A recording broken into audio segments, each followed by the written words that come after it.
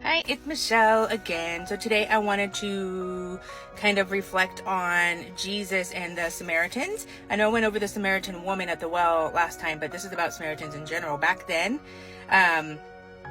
back in his day, Jews and Samaritans despised one another. They avoided one another. The tension back then went back for generations. Check out John 4:9. And yet Jesus, this Jewish rabbi, did something, let's call it radical. He went straight into a Samaritan town and started talking to a woman at the well.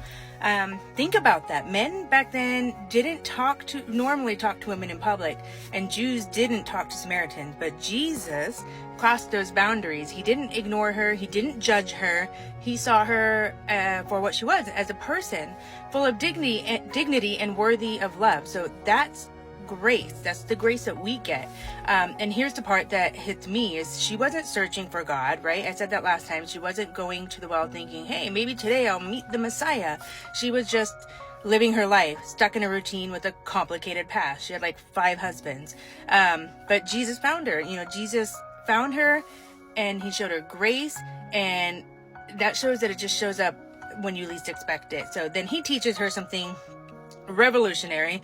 True worship isn't about location or tradition. John 4:21-24. It's about spirit and truth. He elevates her understanding and gives her hope for that eternal life. He empowers her to be a messenger, a Samaritan woman. So she runs back to her town and tells everyone what happened. And because of her testimony, because of what Jesus did for her, many believed in him because of her testimony. Changed her community. So even in Luke 10, Jesus tells the story of the Good Samaritan. He makes a Samaritan the hero, the one showing mercy and compassion and love while the religious leaders back then just walked by. So once again, Jesus highlights the grace, love, and purpose, highlights that those are not limited by culture status or past mistakes. So here is the sort of beginner takeaway. Jesus doesn't wait for people to clean up their lives. He doesn't wait for us to earn his favor or fit into a particular group.